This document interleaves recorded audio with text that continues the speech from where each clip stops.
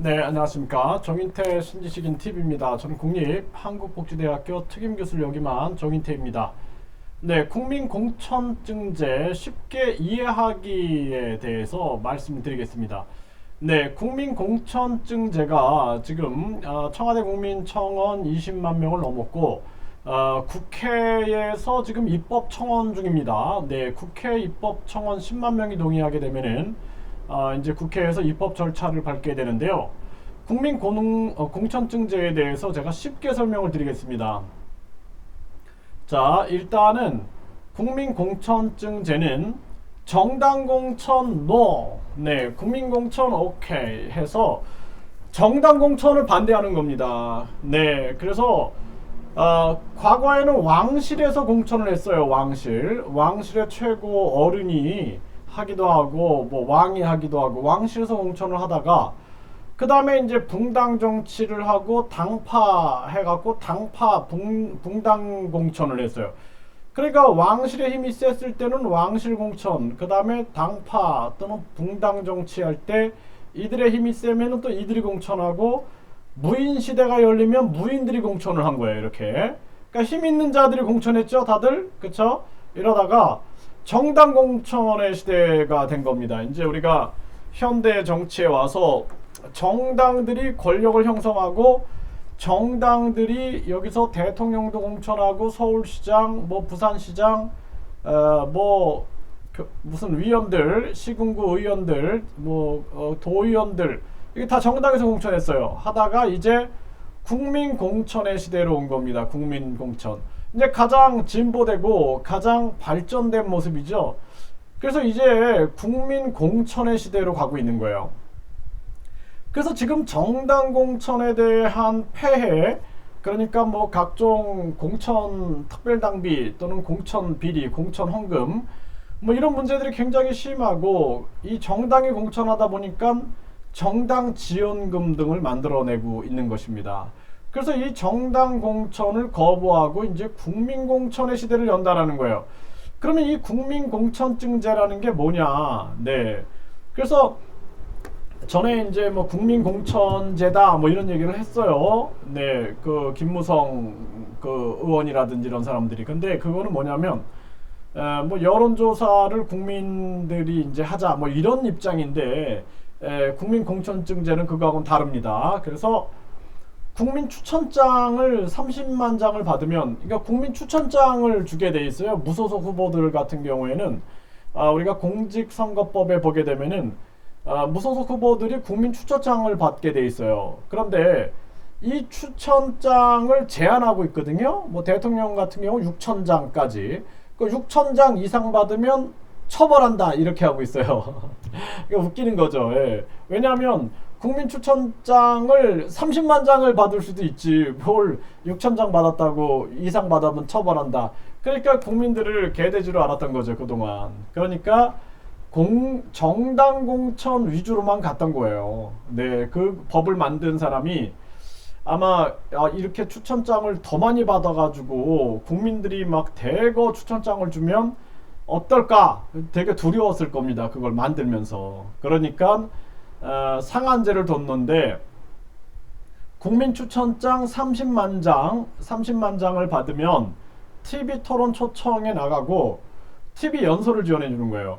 그러니까 돈 안 드는 선거로 가야 됩니다. 제가 서울시장 선거 때 보니까 TV 토론에 초청을 안 해주는 거예요. 네. 뭐 3위, 지지율 3위를 달리고 있는데도 안 해줘요. 그 왜 안 해주냐 그랬더니 국회의원이 5명 있어야 된다 정당에. 또는 그 지지율이 5% 나와야 된다. 또는 전 선거에서 10% 이상의 지지율이 나왔어야 된다 후보가. 또는 그 정당이 뭐 전국적인 그 선거에서 3%의 지지율이 나와야 된다. 뭐 이런 식의 법률을 만들어 놔가지고 TV 토론조차 못 나가는 거예요. 군소 정당 후보들은. 그러니까 웃기는 일이 벌어진 거죠. 그 당시에 허경영 후보가 3위였는데 이수봉 후보가 지지율이 한 0.0% 이렇게 나왔는데 그 정당이 전에 뭐 이렇게 뭐 3% 이상 지지받은 그런 경력 때문에 그 사람이 3자 토론 나가더라고요. 그리고 나머지 후보들은 다 그냥 비초청 토론이라 그래가지고 그냥 단체로 한 10명 모아놓고 그냥 대충대충 하는 걸 제가 보면서 아, 이게 진짜 우리나라 문제가 많다. 공정이라는 것이 선거에서부터 시작돼야 되는데 공정이 없다라고 생각을 했어요. 그래서 TV 연설도 뭐 돈이 너무 많이 들어가니까 뭐 웬만한 사람들은 못 나가는 거예요. 그래서 TV 연설 지원, TV 토론 초청을 해준다라는 거예요. 그리고 15% 이상 선거 비용 전액, 그리고 10에서 15%는 선거 비용 50%를 지원해 준다라는 거죠. 이 선거 비용을 15% 이상 득표하면은 지금 전액을 받아갑니다. 그러니까 전에 그 오세훈 후보가 15% 이상 넘어갔기 때문에 선거 비용이 약 28억을 신고를 했는데 그걸 다 받아간 거예요. 그리고 그 박영선 후보는 32억을 신고했고 32억을 받아간 거죠. 근데 이제 그것도 다 국민 세금이에요. 국민 세금. 그리고 과연 또 부풀려진 건 없을까? 네, 선거를 통해서 선거 비용이 부풀려진 건 없을까? 또 선거 비용 부풀리는 전문가들이 없을까? 뭐 이런 합리적 의심은 안 할 수가 없어요. 이게 다 국민 혈세입니다. 혈세. 그래서 선거 비용도 대폭 낮추자. 대폭 낮추자. 지금 뭐 서울시장 선거 때도 보면은 뭐 30억 이상을 선거 비용 한도로 두고 있는데 그럴 필요 없어요. 더 확 낮춰야 됩니다. 뭐 한 3억 정도로 낮춰가지고 국민 세금을 아껴야죠. 그리고 앞으로는 인터넷 선거 운동 시대를 열어야 돼요. 뭐 저 차 끌고 다니면서 떠들면은 국민들 지지 안 해요. 자기 그 정당들이나 지지하고 앉아있지 시끄러워합니다. 국민들은. 그러니까 불필요한 거 다 없애고 인터넷 선거 운동 시대를 열어야 돼요. 인터넷 선거 운동. 그러니까 저처럼 이렇게 영상을 만들어서 올리면은 그 영상 보는 게 차라리 더 낫다라는 거예요. 그리고 TV 토론과 TV 연설 중심으로 가는 겁니다. 그것을 다 카카오 TV나 또는 네이버 TV, 유튜브에 올려가지고 많은 사람들이 공유하게끔. 그래서 뭐 자기들이 지지하는 사람 있으면 뭐 카톡이나 또는 유튜브나 뭐 페이스북이나 인스타그램, 뭐 카카오 스토리 뭐 이런 걸 통해서 다 공유를 하게 되겠죠. 그렇죠? 그래서 인터넷 선거 운동 시대를 열어야 됩니다. 과거에는 막 운동장에다 모아놓고 막 과시하고 그랬잖아요. 그 TV 방송에 해주고.